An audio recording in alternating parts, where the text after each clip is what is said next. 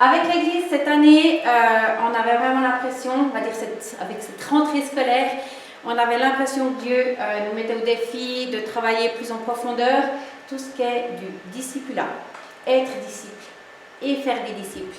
C'est quelque chose qui était au tout début de quand on a voulu créer une église ici, c'était vraiment quelque chose qui était fort sur nos cœurs, qui reste fort sur nos cœurs. On sent aussi que c'est vraiment le temps d'encore plus encourager chacun à entrer dans le service que Dieu lui a confié et qu'on puisse mettre ça en place. Et puis une troisième chose qui nous paraît importante cette année, c'est aussi vraiment de consolider nos Welcome Home, ces temps en plus petits groupes pour grandir dans cet aspect de la famille de Dieu, mais aussi je pense dans le témoignage et le service plus loin. C'est un peu les 3 objectifs qu'on a pour cette année, voire plus. Et puis pour ça, une chose qui est revenue très forte, en tout cas pour Jean-Pascal et moi l'année passée, c'était de ne pas rester seul, de s'encourager, d'être en réseau et de prendre des personnes avec nous. Et dans le même temps, on a eu Interface, qui est un temps pour toutes les églises de Mouvement Plus, la fédération dont on fait partie. Et puis nous avons revu les David, Bob et Patricia, que nous connaissions d'une formation en implantation d'église. En fait, c'est là qu'on les a connus au premier. Alors nous, le premier week-end, on était juste Jean-Pascal et moi, et Anaya. Oui. Et peut-être Isaiah, ou peut-être juste pas encore. Pas encore, non, pas encore. Isaiah, il est arrivé plus tard. J'étais pas encore enceinte. Voilà. Et puis, eux, ils sont arrivés, ils avaient une super équipe. Avec plein de gens, bons vivants. Qui nous allaient bien et qui nous aiment. Merci. Et on les aime fort aussi. Ça a été un soutien tout au long parce que nous, on était d'abord tout seul. Ensuite, il y a Michael et Fabien, ton frère, qui étaient là à l'époque, qui nous ont rejoints. Donc, on était quand même 4 au bout d'un moment. On avait doublé notre équipe. Mais c'était chouette de voir aussi que c'était possible qu'une équipe soit, qui avait... une équipe avec, vous étiez combien? Vous étiez 12, 10 de gens super motivés à implanter une église sur la côte, exactement où vous avez commencé à... On vous raconte. On vous raconte, voilà, ouais, vous allez raconter, top. Ce qui nous a vite rapprochés d'eux, c'est qu'on a vu qu'ils avaient des valeurs similaires à nous. Et puis, en les voyant à Interface, nous, ce qui nous a touchés, c'est que maintenant, vous raconterez aussi, mais que maintenant, de cette équipe d'implantation d'église, il y a plusieurs églises qui ont commencé. Et on a une église atypique, je crois que c'est Bénédicte qui le disait, j'aime bien. On est une église atypique ici, mais en voyant ce que vivent les Davet et leur équipe, on s'est dit, mais peut-être que ça, c'est quand même quelque chose qu'on a envie de viser. Et moi, ça m'encourage et je me dis, bah oui, on commence petit. Mais je crois qu'un jour, on est appelé à vivre ce disciple-là et peut-être qu'un jour, il y aura même d'autres églises qui vont sortir de Welcome. C'est pas qu'on veut, c'est pas le but ultime, mais je crois qu'il y a quelque chose qui est vécu là, qui va dans ce que Dieu a aussi mis dans notre cœur. Ce sera différent que vous êtes, parce qu'on est différent, que la ville est différente, mais il y a quelque chose qui est important. Et du coup, on a demandé aux David de nous suivre un peu cette année, le conseil, mais du coup, il y aura aussi, ils viennent aujourd'hui, il y aura sûrement des choses qui vont se faire, parce qu'il y a des choses qu'on a envie de faire des disciples, qu'eux, ils ont déjà vraiment expérimenté. Et on a envie de prendre de leur expérience et d'entendre comment ils ont fait pour que nous, on puisse prendre ça et dire, Seigneur, ici, à Chaux-de-Fonds, comment tu veux qu'on puisse le vivre. Et du coup, on est super honorés et contents de vous avoir avec nous. Et bienvenue, on vous laisse la parole. Ça va comme ça? Merci pour votre accueil. Ça fait longtemps qu'on entend parler de ce qui se passe ici, puis on est heureux de venir maintenant sur place et de le voir. Alors, on se dit qu'on a un tout petit peu se présenter, comme ça, on arrive aussi un peu à connecter. Donc, on a 26 ans ou 26 ans de mariage. Chaque fois, on se regarde parce qu'on n'est pas très au cœur. 26 au mois de décembre. 26 au mois de décembre. Moi, j'ai toujours une année d'avance. Je l'appelle à calculer. On a 3 enfants, un garçon qui a bientôt 22, une fille qui a bientôt 20, et un petit dernier qui a 13 ans. Garçon, voilà, un garçon, une fille, un garçon. Et puis, on habite actuellement dans la région lausannoise, dans les Hauts-de-Lausanne, dans un petit coin plutôt campagnard. Voilà. Et puis, donc, quand on s'est mariés, on était les deux des fervents pour partager l'évangile à ceux qui étaient nos amis, comme vous en fait. Et notre manière de faire, dans un premier temps, c'est que on faisait beaucoup avec l'église, on faisait de l'évangélisation, on allait dans les rues, on faisait de la danse, des spectacles, on allait toquer aux portes, on était à fond, à fond. Et puis, au bout de 5-6 ans, le Seigneur il nous a arrêtés en nous disant, mais ils sont où vos disciples? On était là. En fait, on avait eu quelques personnes qui avaient donné leur cœur à Jésus, mais finalement très peu par rapport à tout l'investissement. Puis finalement, on s'est rendu compte que la plupart de notre temps, il était pour de l'organisation, de la préparation, très centré finalement sur les chrétiens, même si notre cœur il était vers l'extérieur. Et puis qu'après on sortait, on faisait notre gros spectacle, on re-rentrait, puis on avait perdu d'avoir une relation vraiment personnelle avec des amis qui ne connaissent pas Jésus. Du coup, Dieu nous a dit, arrêtez ou diminuez toutes vos grandes activités et recommencez à être dans la société, à avoir des amis. Alors c'est un peu une révolution pour nous, donc c'est ce qu'on a fait. Mon mari était entraîneur de foot, donc il s'est engagé dans une équipe de foot, comme ça il a pu en même temps prendre nos enfants. Et puis moi j'étais prof de sport, je fais beaucoup de gymnastique à Grève, donc j'ai pris ma fille, et puis je me suis investie dans une société, et on a commencé à s'investir dans la société en donnant des cours, en participant dans notre quartier, dans notre village, comme vous le faites. Et au grand miracle, après une année, alors Dieu a fait vraiment une œuvre incroyable, c'est pour ça qu'on a écrit l'histoire de Dieu. Parce que, voilà, il nous a vraiment accompagnés, bénis. Après une année, on avait 30 personnes dans notre salon qui nous disaient, mais en fait, on veut lire la Bible avec vous. Alors, on était complètement dépassés, parce qu'en faisant 6 ans d'évangélisation dans toutes les rues, dans toute la francophonie, finalement, on n'avait personne dans notre salon, et là, on avait 30 personnes dans notre salon qui disaient, on veut lire la Bible avec vous. Et c'est là qu'on a rencontré les cours alpha, où on nous a dit, faites des cours alpha, en fait, c'est exactement, ça vous correspond. Puis on était là, c'est bon, on a déjà fait 36 000 cours d'évangélisation, etc. Puis finalement, on s'est quand même approché des cours alpha qui arrivaient en Suisse romande. Vous connaissez les cours alpha?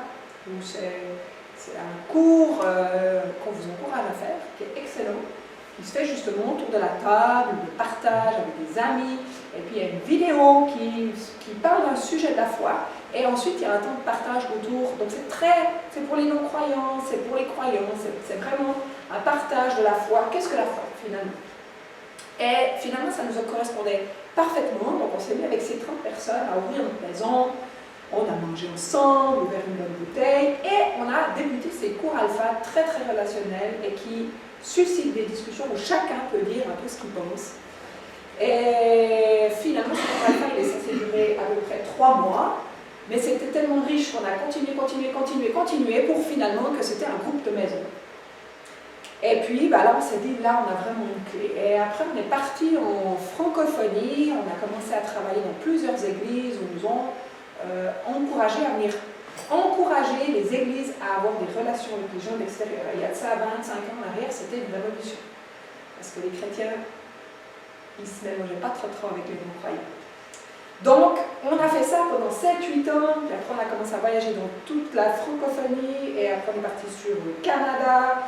Il y a eu tout un cheminement où tout d'un coup on a complètement arrêté de travailler et on ne faisait plus que ça, d'aller dans les églises, les encourager à partager leur foi. On a écrit même un livre là-dessus. Et ensuite on est parti au Canada 3 ans, où mon mari a pu suivre une école biblique. Moi j'avais un petit bonhomme de 2 ans et de 4 ans, donc on est parti en famille. Et puis quand on était là-bas, on a eu le privilège de rencontrer une équipe qui travaillait plutôt sur l'Europe, qui s'appelle Salt and Light, où on a vraiment eu des bonnes relations avec, et on est revenu en Europe pour implanter une église sur Lausanne. Alors nous, on n'est pas tellement de cette région, mais voilà, on est rentré, on a trouvé une maison à Lausanne, et on a recommencé le même schéma où on s'est investi dans la société, j'y ai eu foot, et Dieu nous a donné du monde, la maison s'est remplie. Et petit à petit, c'est devenu une implantation qui a pris un certain volume. On était accompagné d'une équipe, on n'était pas les leaders principaux, on faisait partie d'une équipe. Et puis après 7 ans, notre maison s'est à nouveau remplie et finalement, on est parti comme leaders principaux pour implanter une église. Et l'histoire que je vais vous raconter, c'est à ce moment-là, c'est quand on a commencé nous-mêmes à implanter cette église dans notre maison, après Voilà. Alors on était une petite équipe, il faut juste voir comment ça marche, et voilà. Alors désolé, on ne voit pas très bien les photos, mais on était une petite équipe, on était deux familles avec chacun nos 3 enfants, donc 6 enfants, et quelques jeunes qui autour de nous s'étaient convertis dans des cours alpha et puis avec qui on a commencé à partager la foi. Alors là, vous voyez notre salon rempli, comme je pense que vous avez vécu, avec des chaises, on poussait tout tous les dimanches matins, et puis on a commencé, ça c'est notre fille qui maintenant a 20 ans, qui fait vraiment beaucoup de louanges, mais elle a commencé comme ça, dans notre salon, avec c'était la machine à café pour accueillir les gens, la guitare, on essayait, on transpirait. Moi j'ai recommencé à jouer de la guitare, alors ça faisait 20 ans que je n'avais pas joué, alors je savais 3 accords, donc on chantait Une flamme en moi, qui est, je pense, la chanson la plus simple. Et puis le dimanche d'après, on faisait de nouveau Une flamme en moi et j'apprenais un accord de plus. Et petit à petit, il y en a d'autres qui s'y sont mis. Et finalement, maintenant, on a une vingtaine de louangeurs qui se sont développés. Mais on a commencé, et je peux vous dire qu'on transpirait. Je disais, Seigneur, aide-moi au secours. Mais on a commencé tout simplement. Et puis après la célébration, on finissait dans notre jardin, parce que Dieu nous avait donné un espace vert. Et puis on mangeait des grillades, on partageait, et l'église a commencé vraiment comme une famille, exactement. Et c'était notre vision, c'était d'être une famille en mission. Parce que je crois que l'église, c'est une famille, premièrement, dans le sens qu'on prend soin les uns des autres, on veut être là pour nous, on veut prier pour les uns pour les autres, exactement comme vous le vivez. Mais que cette famille a la mission.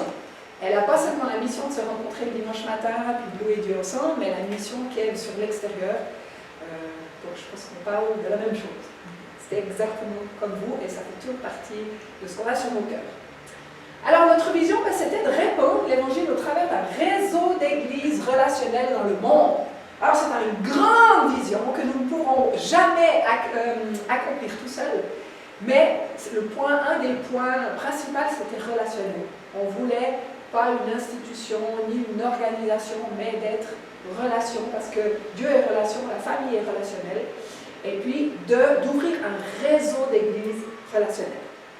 Et comment, au travers de son amour, de son esprit, on avait envie de rencontrer les gens, comme vous le faites, welcome, rencontrer, servir ces gens, prendre du temps pour les restaurer s'ils en avaient besoin, les équiper, ça veut dire les former, et ensuite les envoyer pour qu'eux ils puissent aller accomplir d'autres familles, comme chacun d'entre vous. Et puis alors notre stratégie, Dieu nous avait donné une super image qui est très très simple et très très naturelle. C'était l'histoire du fraisier. Alors un fraisier c'est très très simple, il grandit et puis ensuite au travers d'un stolon comme on voit ici, il va simplement de manière très très naturelle se planter dans un autre bout. Et puis pendant tout un temps, ce stolon il va nourrir cette nouvelle petite plante qui est pour le moment pas encore capable de porter du fruit. Mais au bout d'un moment, donc c'est le même ADN, on va dire c'est la plante mère, mais au bout d'un moment, ce stolon, il sèche, ou il est simplement coupé, mais de manière naturelle, il va sécher parce que la plante, elle aura assez de racines, assez de croissance pour finalement devenir mature. Et le Seigneur nous a vraiment montré que c'était de cette manière-là qu'on veut se multiplier. Petit à petit, d'une manière naturelle, d'une manière aussi un peu incontrôlable, parce qu'on ne sait pas où ça va, mais là où Dieu bouge, finalement, eh bien, ça doit bouger. Et ça nous parlait beaucoup. Et dans l'église où on est, si on parlait de la stratégie du stolon, du fraisier, c'est tout à fait... voilà. Et ensuite, on avait à cœur que l'église devienne comme ça. Pas un gros truc, que si on enlève la tête principale, il y a tout qui s'écroule, mais que finalement, on ne sait plus quelle est la plante mère, parce qu'on est une famille qui se développe, et puis ça nous fait beaucoup penser à ce que l'église primitive vivait finalement. Donc ça, c'est un peu notre idée, notre stratégie. Alors voilà, on avait à cœur... On a commencé donc chez nous, on habite Savigny, un petit groupe, comme vous l'êtes là, qui finalement s'est multiplié et qui s'est développé à Lavigny, c'est une autre à peu près à 30 km. 35 minutes. Non, 35 km. 35 km, assez loin, qui en fait s'est développé, alors ça s'est passé plus ou moins comme ça s'est développé, et finalement on a senti qu'on avait besoin d'un local parce qu'on était trop et qu'on avait besoin de se revoir les dimanches, donc on n'est pas une église maison. On a des groupes de maison avec des célébrations du dimanche matin, et puis, etc., ça s'est développé, etc. Normalement, là, il y a des images, on ne les voit pas. Et voilà, donc c'est un réseau de petits groupes de maisons rattachés à un centre principal. Et notre vision, c'est que ça se reproduise comme ces fameux fraisiers. Ah oui, mais c'est pas ce qu'on fait. Et puis ça, c'était notre équipe M4, comme ça, où on s'est rencontrés. Donc on est parti, c'était 5 jeunes couples qui à ce moment-là n'avaient quasiment pas d'enfants, ou comme vous, enceintes, etc. Et on a fait cette formation M4 parce qu'on avait à cœur de lever des disciples. Dieu nous avait dit, vos leaders, il ne faut pas aller les chercher ailleurs, il faut commencer à les former parmi vous. Donc c'est exactement ce qu'on a fait. On a pris cette équipe, on a passé beaucoup de temps avec eux pour finalement leur donner la responsabilité de différents groupes de maisons. Et puis on les a pris, alors on voit Bob avec un autre jeune, ils sont partis, on a fait ce qui s'appelle une formation On Marche. On ne les envoie pas à l'école biblique en leur disant vous reviendrez une fois que vous aurez un diplôme, mais plutôt venez avec nous. D'ailleurs ce matin on aurait dû prendre quelqu'un avec nous ici. C'est venez avec nous, on va vivre l'évangile, on appelle ça la formation En Marche. Et puis, on était même au Canada, parce que nous, on a fait tout un parcours au Canada, on avait envie de leur montrer un peu ce qu'on avait vécu au Canada, avec une équipe de nos futurs leaders. Et puis, ça c'est mon mari qui a baptisé un jeune gars avec un futur leader qui maintenant est pasteur d'une communauté, mais à ce moment-là pas. Et puis, on a loué des locaux, alors comme vous, on s'est déplacé, on en a fait, je crois, 6 ou 7, où on ramassait la caisse de l'accueil, la caisse des enfants, la caisse de la sonole. Donc on venait à 3 voitures pleines pour pouvoir se développer. On installait tout, ensuite les gens partaient, on désinstallait tout, on passait à l'aspirateur. Donc on a vécu comme vous, le nomade, le service, etc. Jusqu'au jour où Dieu nous a donné un énorme bâtiment à Morges. C'est pour ça qu'il y en a qui nous demandaient si on venait de Morges, mais c'est un grand centre de 600 mètres carrés qui actuellement est très fonctionnel. Peut-être qu'il y en a qui sont déjà venus, qui a beaucoup changé. Là c'était brut, voilà. Et puis un jour, on a eu le Covid comme vous, alors on s'est retrouvés derrière Zoom, on a dû gérer ça, et c'était un moment assez stratégique pour nous, parce qu'on devait se dire, ok, soit maintenant, on fait une prédication qu'on filme, et puis c'est pour tout le monde, ou soit on se rappelle qu'on est une famille, et qu'on veut lever des disciples, et que finalement, si on veut lever des disciples, il faut qu'on respecte, je suis pas sur la vidéo, pardon. Il faut qu'on respecte le fait de dire qu'on a levé des Timothées. Et ce qu'on a fait, c'est qu'on a mis des groupes. Avec cette équipe de Timothée qu'on a formée, chacun a pris 2-3 groupes de maisons dans leur région pour que finalement, on retrouve de nouveau dans les maisons, c'est comme ça qu'on a vécu un peu le Covid. Ça, c'est un autre groupe. Et finalement, notre fameux New Life, avec notre centre à Morges et nos groupes de maisons, en formant des disciples, on a pu créer une autre entité, ça veut dire des leaders ont créé une autre entité, ont créé une autre entité et une autre entité pour que finalement maintenant on se soit répartis en 4 entités.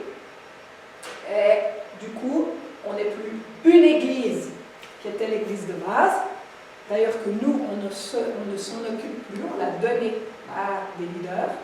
Nous, on travaille plus sur cette entité-là, où il y a eu un réveil pendant le temps du Covid, tous les jeunes qui se sont convertis, donc maintenant on se consacre beaucoup à ça. Ça c'est une autre équipe qui est sur Gland, donc on est tous sur le bassin lémanique, et ça c'est une autre équipe qui est plutôt dans la région Oron, etc. Qui était aussi un groupe qui s'est développé. Alors rassurez-vous, on n'a pas tous une grosse structure avec des groupes de maison.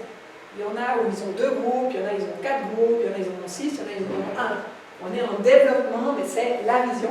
Et du coup, on s'est dit qu'on ne peut plus s'appeler une église, on s'appelait l'église New Life de départ. Finalement, on a, pendant le Covid, décidé que maintenant on était le réseau New Life, H2O, vu qu'on n'est plus une église, mais on en est 4, et puis on est en train de développer encore, donc on est devenu cette famille d'églises en mission, et ce réseau relationnel avec maintenant 4 entités officielles qui sont indépendantes, qui se voient indépendantes dans les autres locaux et qui ont des nouvelles équipes de leadership, des nouvelles équipes de louange, etc., etc. Donc voilà un petit peu l'idée, et puis on accueille d'autres églises qui ne font pas forcément partie de notre départ, mais qui viennent se joindre à nous, où on peut aller les aider, les encourager, etc., etc. Et tout ça, finalement, fait partie des églises apostoliques, comme vous, et c'est pour ça qu'on a une relation ensemble, parce que le réseau New Life H2O est rattaché aux églises apostoliques. Voilà, en résumé, qu'est-ce que nous avons, qu'est-ce que nous faisons. C'est très parcours ministériel, hein, peut-être qu'on se présentera plus dans le personnel, parce que tous les deux, on travaille dans le monde, on est engagés dans le ministère, mais on travaille aussi dans le monde. Donc, mais ça, c'est peut-être pour une autre fois. Voilà. Je crois que c'est fini. Oui. Alors, je ne sais pas comment on fait. Je donne. Trop bien.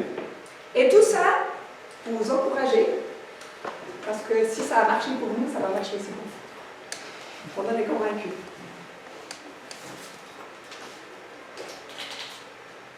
Si Dieu le veut, bien entendu, c'est Dieu qui fait tout. Mais je crois que Dieu veut. Alors, je vais mettre là, créer pour vivre ensemble. Ok. Bon, vous êtes prêts pour une nouvelle tasse? Encore une dose? Ok, une bonne, on va essayer. Vous avez quoi comme timing? Juste, il faut me dire, puis je m'adapte. Parce que de toute façon, je peux prêcher 45 minutes, 1 heure ou 1 heure et demie, il n'y a pas de problème. Mais je veux juste savoir votre disponibilité pour pas que vous loupez la fin du message ou autre. Donc si je dois faire un peu plus short, je fais plus short, je m'adapte. Michael. Non, écoute, moi j'avais Moins un week-end très chargé. Oui, mais J'ai moins un quart. truc à 11h30, un truc à midi, mais je pense que celui d'11h30, je vais laisser tomber. Donc tu peux partir à moins quart. Ouais, je vais partir à midi, mais non, D'accord, ça fait moins quart. Ça peut aller aussi pour vous? Oui, tout va bien. Bon. Puis Pour les pour autres aller... Oui. Ok. Non, parce que le but, c'est pas de faire un bout, mais en tout cas, de faire ce que Dieu m'a demandé de transmettre ce matin. Donc, merci beaucoup pour votre accueil. Je veux juste dire, j'espère que vous avez vu ça et que vous l'avez senti, on n'est rien de plus que vous. Je ne sais pas si vous comprenez. On a chacun un rôle à jouer, on a chacun une place, on a chacun une autorité qui nous est donnée. Cette autorité, on doit la faire valoir là où on se trouve, que ce soit dans l'église, au travail, à la maison ou dans des sphères sociétales. On doit être qui on est. Donc on ne peut pas jouer ou entrer dans le mode d'un autre. Par contre, comme elle l'a dit si bien, on peut s'aligner sur quelque chose qui sent bon. Hein. Je voudrais faire des gâteaux comme ça, mais je ne suis pas sûr que j'arrive du premier coup, mais c'est là où je voudrais aller, puis on peut s'aligner là-dessus, parce qu'il semble qu'il y a des coordinations, des cultures communes, des valeurs communes, et puis voilà, puis on embarque, mais on ne peut pas faire autrement. Mais au fond de nous, on est appelé de toute façon à l'adorer, à le servir, avec qui on est. Donc on ne pourra pas aller plus loin. Donc mettez pas des vêtements d'autres, gardez vos vêtements, mettez bien vos bons souliers, ceux qui sont à votre grandeur. Si on échange de souliers, tu risques d'avoir la peine de marcher avec moi et moi avec toi, ça ne va pas le faire, on aura des souliers qui ne vont pas nous correspondre. Donc voilà, c'est ce que je voulais dire. Donc à lui toute la gloire encore une fois, non pas à nous, comme il est dans un verset, non pas à nous, mais à toi toute la gloire. Donc ce matin, on voudrait appuyer ce créer pour vivre ensemble. Alors c'est un peu une prêche bateau, hein? C'est l'église, quoi. Puis si vous venez avec cette mentalité-là, il n'y a rien qui va bouger ce matin. Mais si vous venez en disant, ok, peut-être qu'il y a quelque chose, vous l'avez chanté tout à l'heure, viens remplir en moi ce vase et que ça soit un vin nouveau, il peut se passer quelque chose dans votre vie qui vous change à toujours ce matin. Et c'est ma prière pour vous, vraiment, que puissiez être visités par le Saint-Esprit et que, au travers du Saint-Esprit, puisse être activé pour être un déversement de puissance là où vous vous trouvez. Pas de la puissance par des signes, prodiges, miracles, si Dieu le veut, oui, tant mieux, mais déjà par votre amour et l'accueil de l'autre. Parce que c'est ça avant tout. C'est l'amour en premier. Le reste, pour moi, c'est ce qu'on a. Donc, c'est ça. Et je voudrais vraiment, j'avais à cœur encore de dire 2 mots. Puis là, on est un petit comité, on est bien. Michael, comment c'est ton prénom? Muriel. Pardon? Muriel. Muriel. Michael, Muriel, Dieu vous connaît et il vous aime. Et il ne regarde pas à ce que vous avez été. Le passé est passé, toute chose est devenue nouvelle. Et si vous êtes là, c'est parce qu'il vous a ajouté à, pour un temps, pour faire les choses qu'il a prévues. Et juste vous laisser aller dans sa grâce. Je suis qui je suis et je te donne ma vie. L'offrande. Et je sentais ça avant, je voyais vos cœurs engagés. Je dis ça vraiment spécialement pour vous deux ce matin. Regardez pas la vue. Regardez à ce que vous avez reçu au fond de vous. Et si vous savez pourquoi vous êtes là, c'est là que Dieu veut vous rencontrer ce matin. Ça va? Ok. Ça, je vous le donne en live. Ok.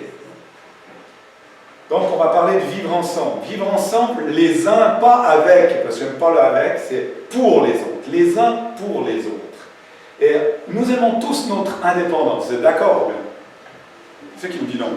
Allez, il faut bouger. Avec moi, il faut être interactif. Hein. Et même qu'avec 3000 personnes, c'est la même chose. Vous êtes d'accord qu'on est indépendant? On veut notre indépendance. Je veux être libre de ci, je veux faire ce que je veux. Écoute, c'est pas ma maman, hein, déjà entendu ça, mesdames, ou monsieur dit, écoute, non, etc.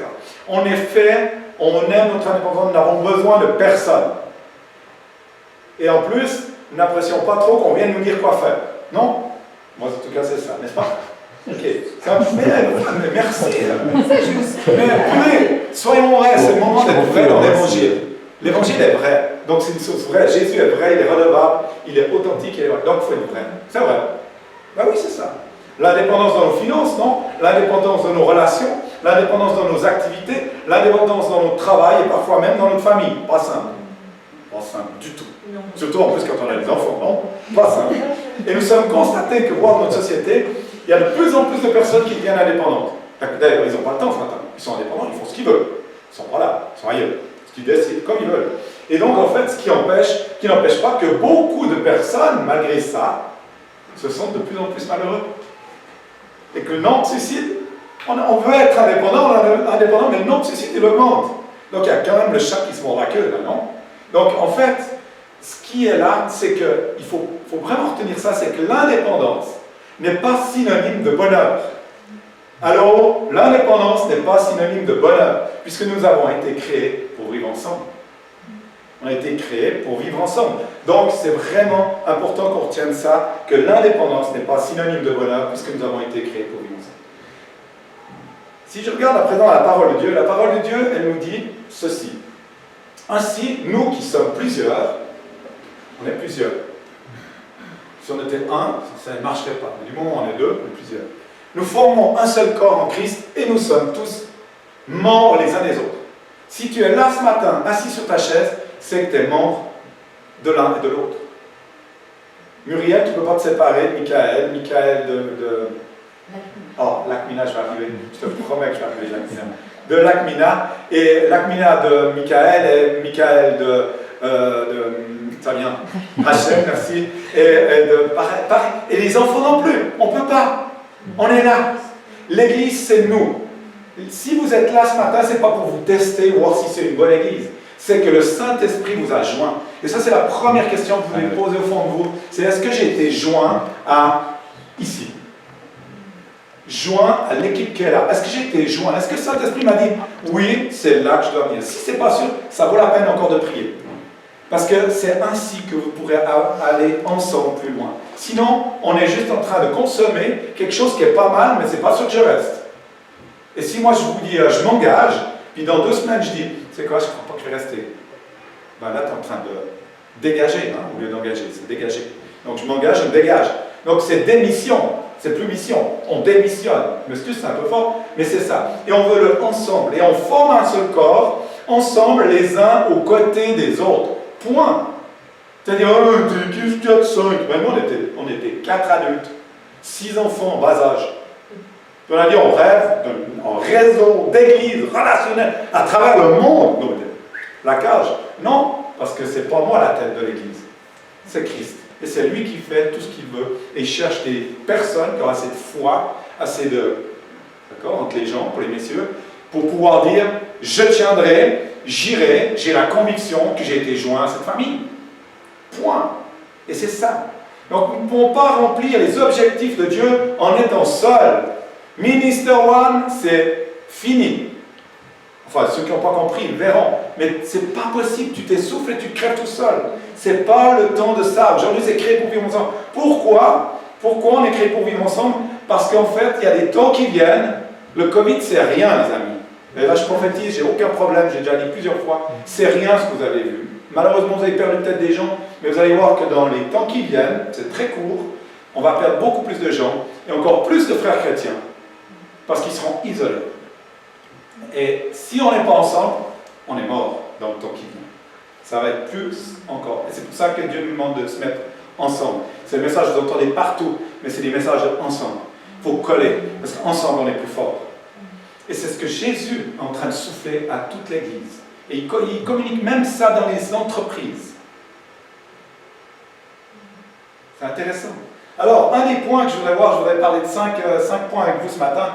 Une des raisons pourquoi on a besoin de vivre ensemble, je m'excuse, je vais un peu vite, c'est que j'ai besoin, c'est ça la première, j'ai besoin des autres pour marcher en communauté. C'est vraiment ça. J'ai besoin des autres pour marcher en communauté. Mais non, moi je lis ma Bible, je prie à la maison et tout, je viens le dimanche. Non, ça c'est du consommation faisant partie de la communauté de glaçons. Mais pas ça, non? Je préfère le poisson frais. Hier, on était pêcher la truite avec la journée homme, c'était cool. Et c'est dur, parce que ça bouge. Et c'est insaisissable. Mais les poissons surgelés, c'est bon, j'en ai ma tasse. Donc on est là pour marcher ensemble. Ça signifie qu'on a besoin de l'autre pour grandir spirituellement. J'ai besoin de l'autre pour grandir spirituellement. J'ai besoin. Dis à ton voisin, je m'excuse, allez, vas-y. Dis à ton voisin, j'ai besoin de toi pour grandir spirituellement. C'est ça, et moi j'ai besoin de vous aussi pour grandir spirituellement. J'ai besoin de toi, Michael, pour grandir personnellement. J'ai besoin de toi, j'ai besoin de vous pour grandir spirituellement. Et en fait, c'est intéressant de voir Colossiens 2,6 qui nous dit « Ainsi donc, comme vous avez reçu le Seigneur Jésus-Christ, marchez en lui. » Il ne nous dit pas marcher à côté. Oh, il marche devant moi. Non, en lui. Ben, ça fait un, là, non? Donc si je peux dire ça à mon voisin, je vais marcher en toi. Et ça change la donne. Hein? Je suis attaché les uns aux autres. On est attachés. Prenons par exemple cette image magnifique que j'aime beaucoup parce que Dieu me parle beaucoup à travers les animaux. Mince, dis-moi pas que j'ai pas le bon. Oh, j'ai pas le bon. Oui, j'ai le bon. Ah non, c'est juste mon tac-tac. Encore voilà, merci. Une image magnifique, les manchots. Manchots empereurs. Qui c'est qui connaît les manchots empereurs? Magnifique. Fiers comme des coqs, le bec droit. Puis en fait, ils ont une particularité. C'est qu'ils sont sur le froid, banquise. Et puis ils sont en formation. Il y a une formation très spéciale. Ils se collent entre eux, ils mettent les petits au milieu. Rachel, mettent les petits au milieu. Et puis ils tournent le dos au vent. Puis les gros se mettent derrière, comme ça, les mamans et tout, ils protègent les petits qui ont un peu de poils pour que le chaud reste au milieu. Puis à mesure, tout d'un coup, qu'ils sentent que derrière ça gèle, parce qu'à moins 40, tu restes pas longtemps avec le dos même plein de graisse, et ben tu passes de l'autre côté, ceux du milieu, les mamans, elles se poussent en arrière comme ça. Puis elles se mettent à l'extérieur et refont un barrage. Et en fait, ensemble. Et c'est bon parce qu'ils se réchauffent. Et puis ils apprennent aux jeunes à faire pareil. Donc il y a comme une formation de disciples en marche qu'on a là. Et moi j'aime voir ça. C'est une protection et je trouve que c'est une belle image. Et la Bible compare souvent la vie chrétienne à une vie en marche, à une marche spirituelle. On le dit d'ailleurs, les églises protestantes, catholiques, quand elles les desservent, il a marché spirituellement avec son Dieu. Oui, notre vie est un voyage sur cette terre, mais on n'est plus seul, non? On est ensemble. Et oui, c'est super d'avoir Jésus dans ton cœur. Mais te balader seul comme ça, tu sais quoi, tu es en danger. Parce qu'au coin de la rue, Aaron t'attend et te tire une belle flèche dans le dos. Tu n'as rien vu venir, tu ne sais pas pourquoi, parce que tu n'es pas avec. C'est ton choix. Donc en fait, c'est important de vivre cette église en marche, cette église de discipulat. Aujourd'hui, le discipulat, c'est ce que Jésus a montré et c'est ce qui marche. Excusez-moi, ce qui marche. C'est comme ça que l'église grandit. Donc, pourquoi faire quelque chose d'autre? Il faut qu'on rentre de nouveau là-dedans. La forme du discipulat autour de la communauté, elle peut être quartier libre, elle peut être complètement différente, mais le discipulat, c'est l'essence même de la construction de l'autre et de moi. Et si je suis là-dedans, ben je peux vous dire que votre vie commence à changer. Parce que vous devenez redevables les uns des autres. C'est une marche avec quelqu'un, avec lui. Et à trois, Jésus, l'autre et moi. C'est la croix, on est la croix, on porte la croix, porter sa croix. Donc le Nouveau Testament nous incite à marcher dans l'amour, la lumière, la sagesse, l'obéissance. Et un disciple de Jésus n'est pas destiné à marcher seul dans sa vie. Je ne parle pas là de célibataires, il y a beaucoup de personnes qui ne sont pas mariées et qui ne vivent pas seules, qui ne vivent pas seules pour autant. Leur vie, elle est riche en communauté, donc ça n'a rien à voir. Je ne parle pas de ça. Mais à l'inverse, on voit aussi des couples qui sont ensemble, mais qui sont seuls. Donc il y a un problème. Donc le discipulat est une source qui évite la solitude. L'Éternel disait dans Genèse, il n'est pas bon que l'homme soit seul, je ferai une aide semblable à lui. Pourquoi on met toujours ça dans le mariage? Ben, moi j'ai besoin de peut-être ma femme, j'ai besoin aussi de Michael ou d'autres pour grandir. Et j'ai personnellement 2 papas spirituels sur ma vie. J'ai besoin d'eux pour grandir. Et pour être redevable aussi pour ceux que Dieu me donne.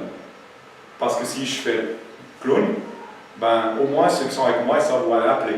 Bob, on n'arrive pas à le canaliser. Il est parti en live, il devient un non-show, il parle que l'église c'est des non-shows. Alors pas du tout, il faut que tu fasses quelque chose, intervenir. Et puis voilà. C'est la première chose que Dieu a dit à Adam, non, il n'est pas bon, il a vu qu'il était seul, il montre la réalité, c'est pas bon d'être seul. Donc, comment combattre la solitude? Eh bien, c'est par la famille. C'est cette communauté de disciples, de croyants que vous représentez ici. Peut-être aujourd'hui un petit nombre, on s'en fout du nombre. Si Jésus regardait au nombre, vous ne seriez jamais sauvés. Parce que vous êtes seul, non? Vous avez rencontré Jésus seul, non? Donc, il ne regarde pas ça. Et c'est cette famille en mouvement, en marche et en mission. C'est ces 3 axes. Et la Trinité montre le modèle parfait. Il y en a un qui reste assis, l'autre qui bouge, l'autre qui met l'action. C'est ça, cet esprit, Jésus, c'est bon d'étudier comment il fonctionne. Et puis, en fait, ce qu'on peut voir, c'est exactement ça. La communauté, si vous vous sentez seul, la communauté, c'est la réponse de Dieu à notre solitude. Dieu déteste la solitude. Et je vais avancer un petit peu, je vous ai assez brûlé la tasse avec ça. Donc la communauté aussi est un lien qui vous unit à Dieu par son amour. Je vais aller sur la deuxième raison. Vous pourrez avoir le PowerPoint si jamais ou une note, il n'y a aucun problème. Il est décalé. J'ai été décalé? Où? Oh, il manque des petits bouts de. Ouais, je pense que c'est à cause qu'il est sur la critique. Mais c'est pas grave. Heureusement que tu parles avec et puis que tu complètes ce qui manque sur les. Oui, c'est ça. D'accord. Il est décalé. Oui, ok, vous me direz par moment. D'accord. Mais c'est peut-être moi qui joue avec le petit bout. Non. Ok, on y va. Donc, on est sur j'ai besoin des autres pour œuvrer au travail efficacement. Ça va? Donc ça veut dire que si vous laissez Rachel et Jean-Pascal seuls, ils sont morts. Ils ont besoin d'avoir une équipe avec eux. Pas parce qu'ils sont des leaders, avant tout, parce qu'ils ont reçu une vision, puis vous êtes prêts, comme Paul avec Barnabas. Il ne faut pas oublier que Paul a suivi pendant 7 ans environ Barnabas, et puis il a juste suivi. Il a marché dans la vision de Barnabas, jusqu'à ce que Dieu l'a sorti. Ils se sont séparés, c'est toujours un peu bizarre les séparations. Ils se sont bagarrés à cause du cousin Marc, là, qui foutait la claque. Et du coup, il est parti, Paul, tout seul, et il a refait de nouveau une série devant, mais il a vu que devant c'était dur. Puis il avait besoin de monde derrière, Timothée, Tite, toute l'équipe. Il avait de nouveau une équipe. Il a compris l'équipe. Donc, on a besoin des autres. Encore une fois, j'aime Ecclésiaste. Oh, on prend que pour donner mariage. Mais non, 2 valent mieux qu'un parce qu'ils en retirent un bon salaire de leur travail. Ah, tu parles de pognon? Non, je ne parle pas de pognon. Je parle de l'efficacité. Donc, en fait, une personne, même efficace, ne réalisera jamais ce qu'à 2 on peut faire, ou à 3 ou à plus. Jamais. Si tu oublies, bah, tu coupes les 4 doigts de ta main, tu regardes comment ça marche pendant quelques mois, après tu demandes ça repousse, tu verras que c'est plus compliqué d'ouvrir une bouteille de coca avec 1 pouce. Simple. Donc ça nous demande des efforts supplémentaires pour former, pour apprendre, pour équiper, à travailler les autres avec moi, mais on en tire toujours un gain. Et c'est ça. On ne peut pas être performant dans tous les domaines. On a des faiblesses et il faut que quelqu'un nous récompense. Et ne faisons pas partie non plus de ce syndrome du sauveur. Ça veut dire qu'ils pensent que changer le monde tout seul, c'est possible. Mère Teresa l'a fait, mais elle n'était pas toute seule. Elle avait un grand nombre de personnes qui marchaient avec elle, derrière elle. Et aujourd'hui, elle a laissé. Pourquoi? Parce qu'elle a fait des disciples. Puis elle rigole de ce qui s'est passé.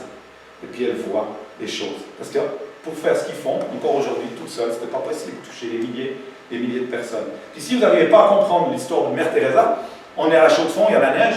Un flocon de neige, c'est beau, non? Ça tombe, puis on regarde les cristaux, on voit la beauté du Créateur dedans. Mais quand ça commence à neiger un peu fort, un peu trop fort, quand on commence à en avoir 40, puis il neige encore une couche de 8 ans le soir, puis qu'après tu montes, je ne sais pas où, Val de Rue, puis tu te ramasses une avalanche sur la bagnole, parce qu'elle est tombée, je ne sais pas où, tu ne sais pas comment, c'est la première fois, ben tu vois que ça peut faire ensemble quelque chose qui peut faire un grand changement.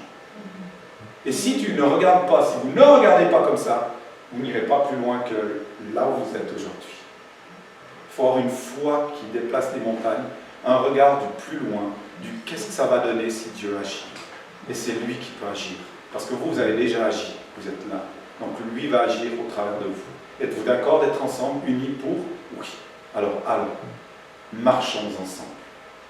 Donc la communauté de Dieu, la réponse de Dieu, ah ouais, à l'épuisement. À l'épuisement, oui. Si vous avez été fatigué aujourd'hui, c'est peut-être parce que vous n'avez pas travaillé ensemble. Excusez-moi. Vous avez travaillé seul dans votre coin avec votre appel. Et ça a été dur.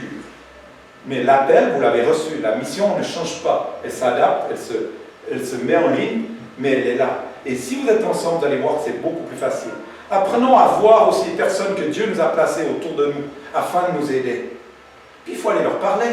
Si vous regardez par exemple cette émission, vous savez, de TV, là, où il change un appartement en quelques minutes, mais il y a le présentateur, on le voit tout beau, joli, tranquille, il rigole, mais il ne plante pas un clou, le mec.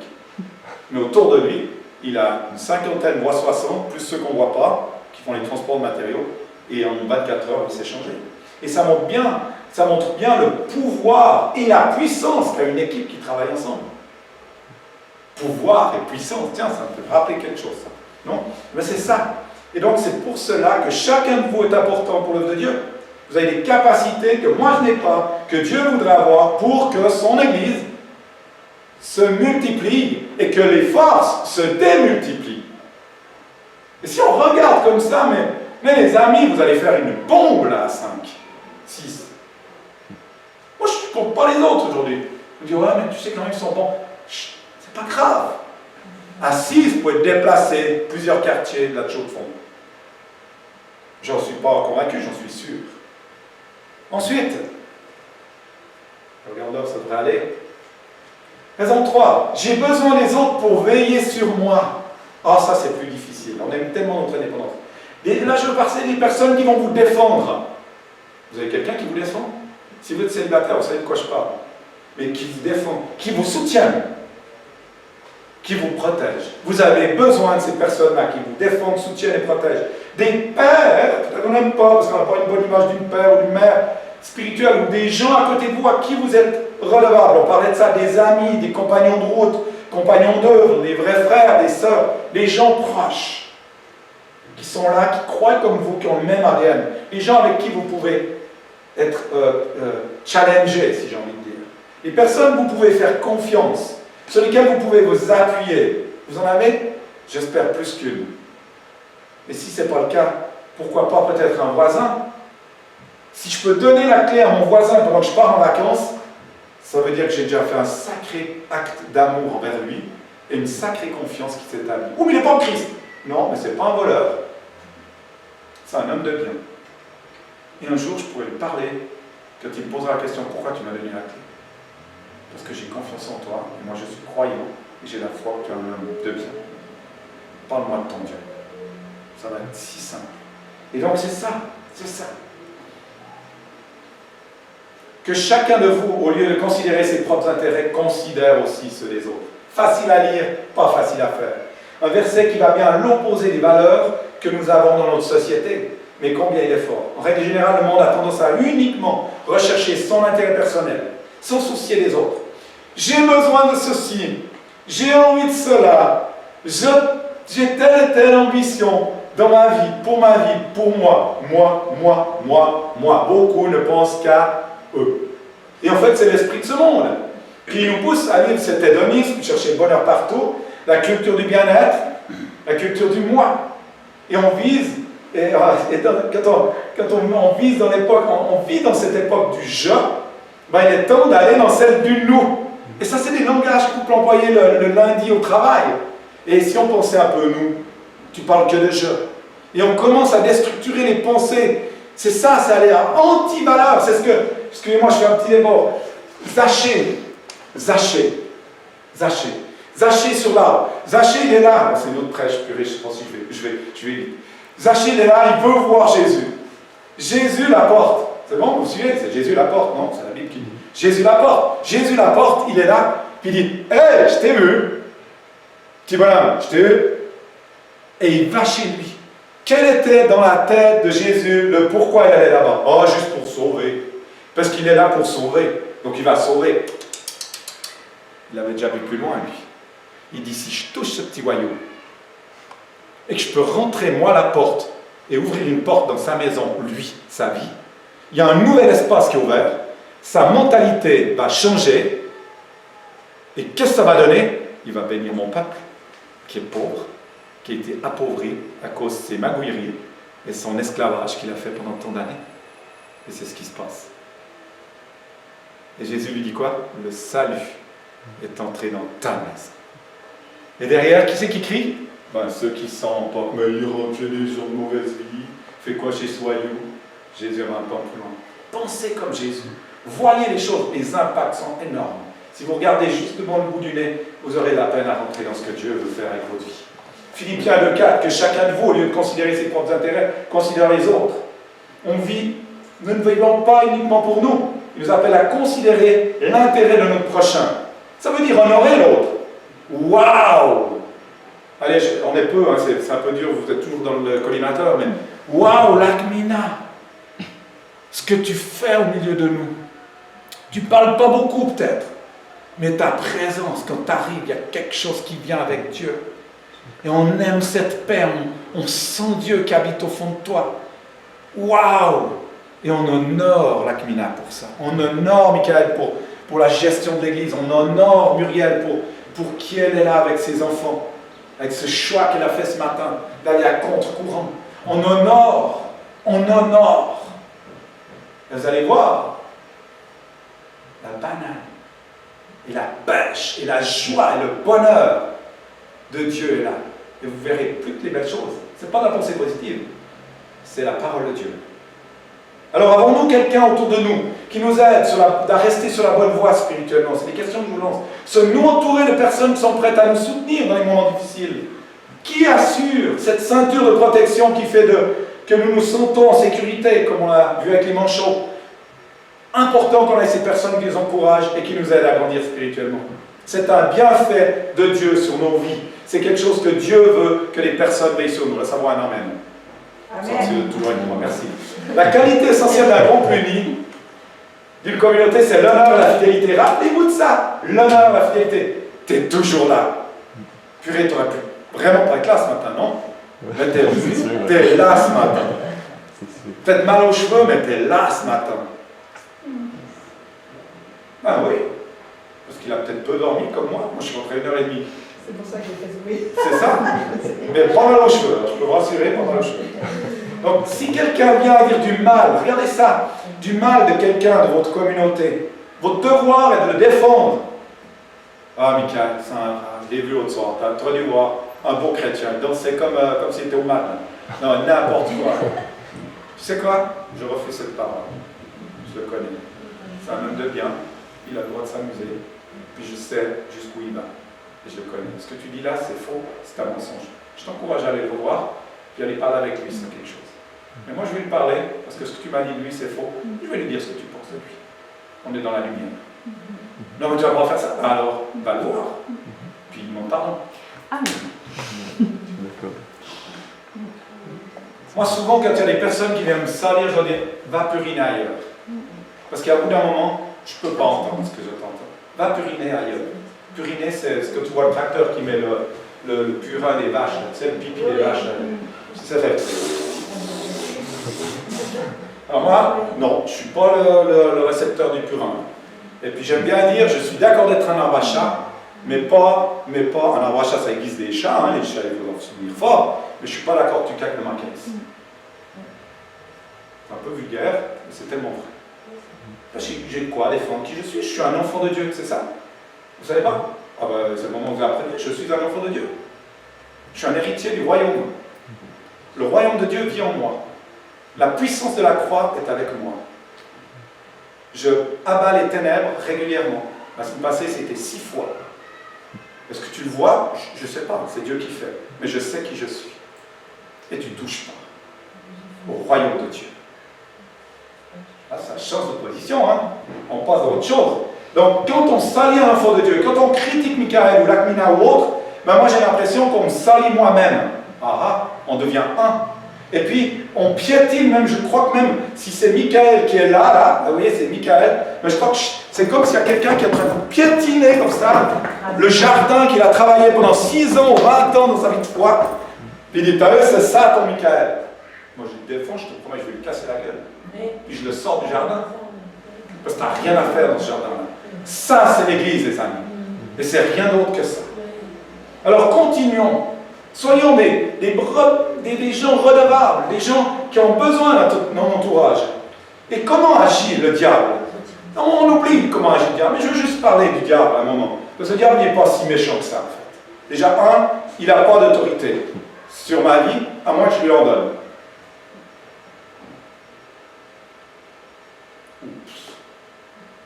Ah, il y a des choses qu'on aime bien. Hein? Il y a un petit peu de place pour le diable, au fond de nous. Hein? Ça nourrit, hein? Alors, on ferait mieux de donner un peu plus de place à Dieu, il y aura moins de place pour le diable. Parce que les choix que tu prends, c'est toi qui les prends. C'est pas le diable. Tu as donné un choix, tu as donné un droit. Comment agit une personne? Écoutez ça, vous avez sûrement regardé des films et tout. Regardez Michael qui aime bien les films. Pas du tout. C'est qui regarde les films. C'est qui regarde les films. Michael, ok, bon, 2-3 Netflix, c'est bon, ça marche? Vous regardez de temps en temps ça aussi? Ok, non, bon. Et dans un film, comment on fait si on veut atteindre Michael?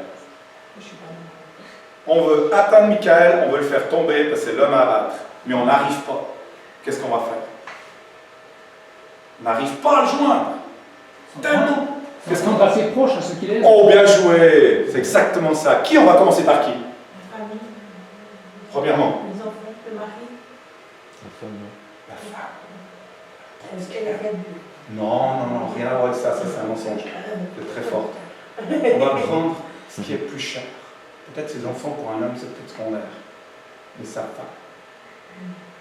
Et il va venir toucher sa femme. Il va la lever contre lui. Ouais. Puis après, les enfants ils vont voir maman qui se lève contre papa. Trop pauvre. Puis il craque. C'est cassé. Puis lui, qu'est-ce qu'il fait? Il peut juste pleurer parce qu'il a tout perdu. Et c'est exactement comme ça qu'il fait encore. Il n'a pas changé. Il fera toujours. Il a commencé par rêve. Il n'a pas changé. Il n'a pas changé. Il lève et il divise. C'est son truc. Et il isole. Et il amène nous dans la solitude. Et dans la solitude, il dit éteins la lumière, ferme les volets, sors plus. Et j'en ai croisé combien des personnes comme ça qui étaient chrétiennes, sans laisser manger. Manger de culpabilité. Et isolés par le diable. Et le diable utilise exactement ces mêmes méthodes car il sait qu'il ne peut pas atteindre Dieu. Oh, j'ai oublié celle-là. Diable ne peut pas atteindre Dieu. Sinon, vous me dites, c'est marqué ça, mais le diable ne peut pas atteindre Dieu. Donc il va atteindre qui? Les enfants. Mais comme dans le film, il va atteindre les enfants, la femme, il va toucher les proches. Et vous savez ce qui fait le plus mal à Dieu? C'est qu'on touche un de ses enfants. Puis l'évangile est simple. Donc il détruit, si on touche aux enfants, on détruit l'Église, son épouse précieuse. Et vous savez qu'il ne viendra pas vous chercher, vous. Il a dit qu'il viendrait chercher l'épouse. Le truc qu'on vient de parler, la famille, le corps. Donc si tu n'es pas dedans, moi je me pose des questions à ma compréhension. Si tu n'es pas dedans, c'est hors d'eux, hein, l'Église c'est ça, hein, Ecclésia. Réfléchissez à ça. Je vous laisse que le Saint-Esprit nous parle. Donc, nous avons besoin d'être plus en plus encore soudés les uns aux autres. L'union, c'est la force de Dieu. Oui, c'est ça. C'est des trucs qu'on emploie tous les jours. Et la désunion, c'est une porte ouverte aux attaques. Pas besoin de la division, mais désunion.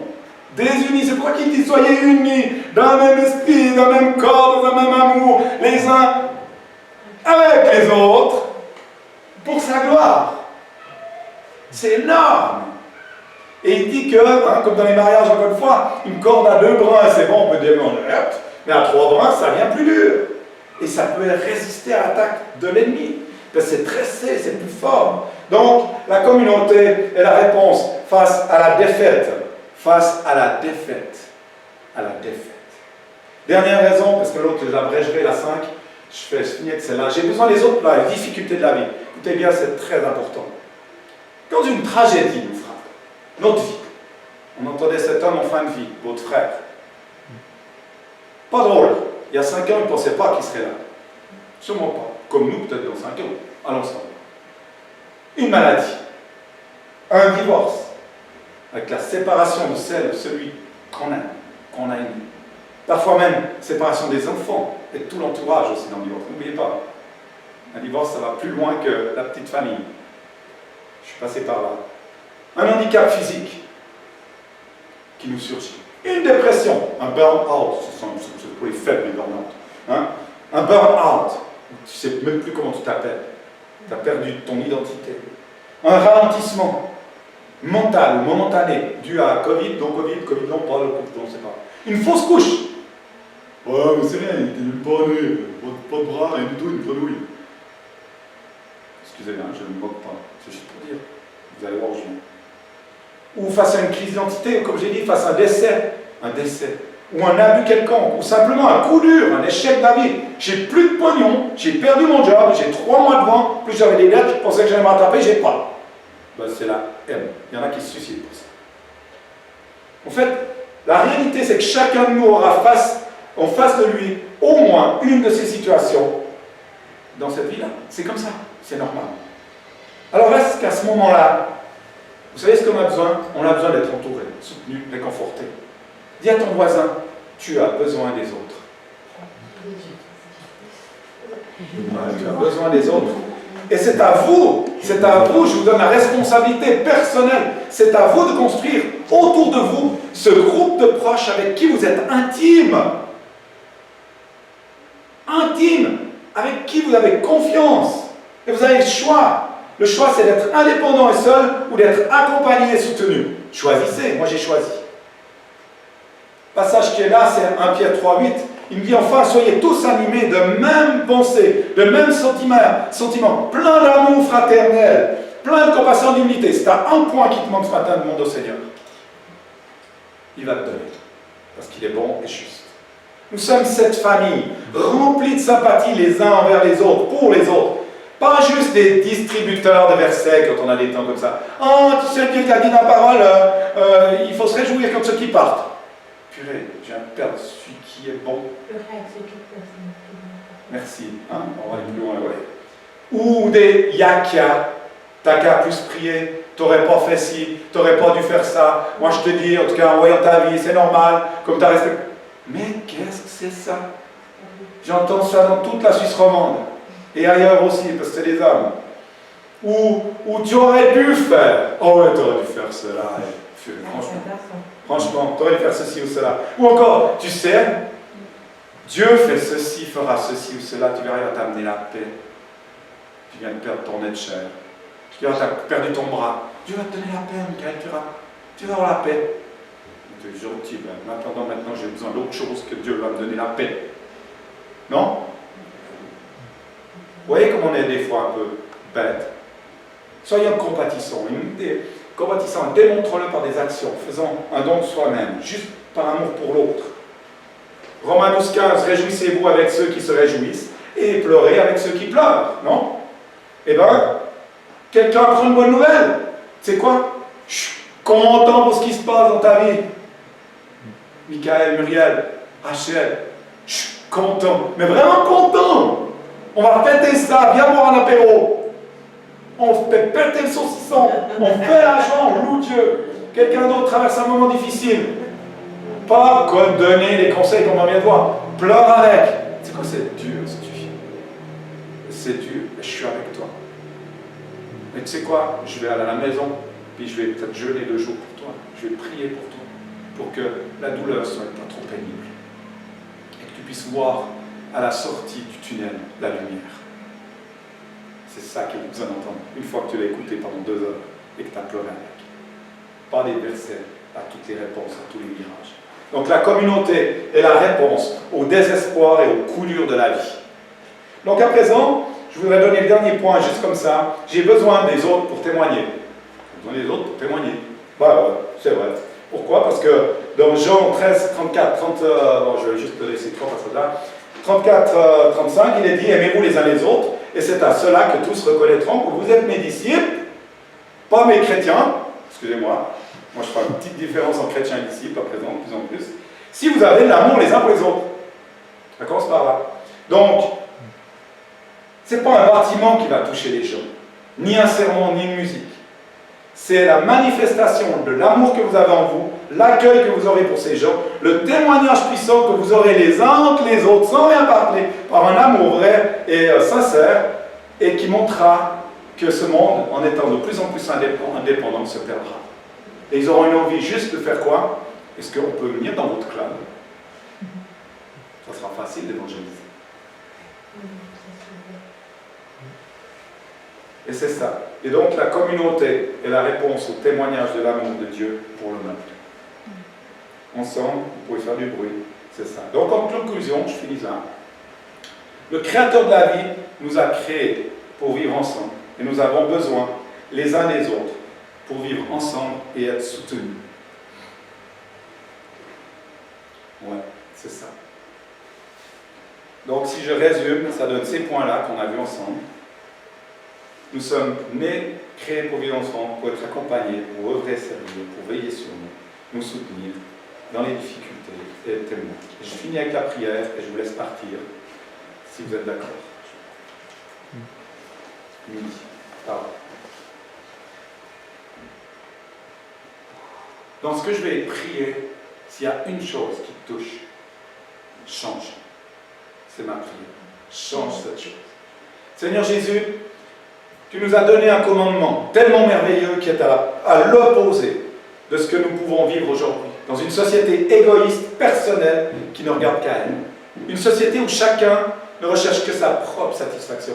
Alors Seigneur, tu nous demandes de nous soucier des autres et d'être participants à la famille de Dieu. Tu nous demandes de marcher, de grandir spirituellement aux côtés de nos frères et sœurs.